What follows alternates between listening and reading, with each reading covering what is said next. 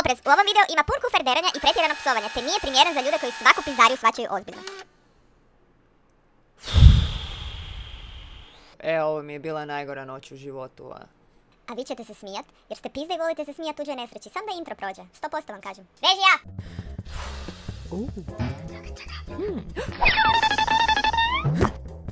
Game on!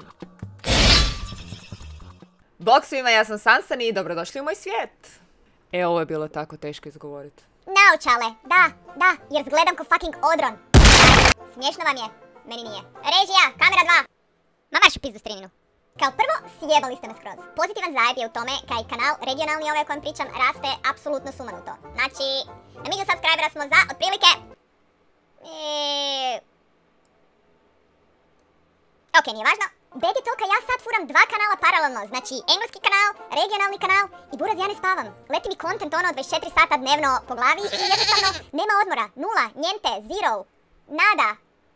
I neki drugi jezik, isto, ne, nula, zero, a nije kola. Ali kao nije bed, spavat ću kad umrem. Nije važno. Kao drugo, dobi mengu, jer, u povijesti svih mojih mengi ova je najgora. Sad ćemo te ovako stisnut i jebat ćemo ti majku.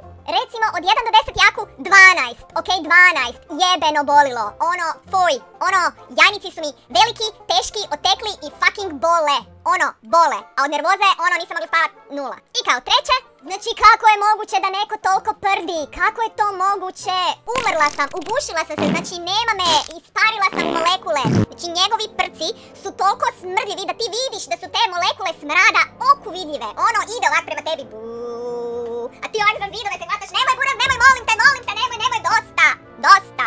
I onda kad više nemaš kud dalje, ono, moliš se svakom bogu se moliš za kojeg Pikachu, ono, molim te, svi po redu, spašavaj.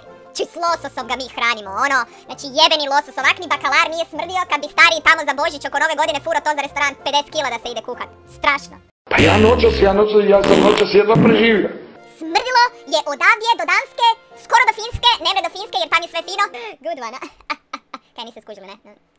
Smrdilo je ko da je Jakuševac proguto 2 deci hladnog mlijeka, ovo je recept od mog buraza, 2 deci hladnog mlijeka, tvrdo kuhano jaje i banana za zvuk.